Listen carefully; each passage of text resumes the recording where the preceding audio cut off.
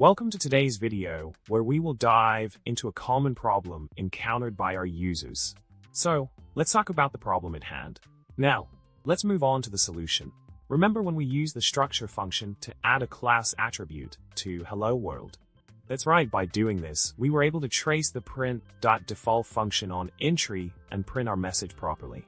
Continuing with the solution, we also saw how defining a print method for numeric objects helped us customize the printing behavior.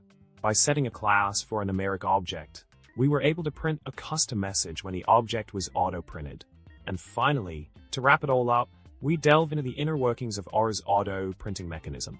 Remember, auto-printing does not call print that default for objects without a class, but it does call print for objects. So, by understanding these concepts, you can better control how your objects are printed in R. Well, that's all for today's video. I hope you found this content helpful and insightful. Don't forget to subscribe, like, and comment below. Until next time, happy coding!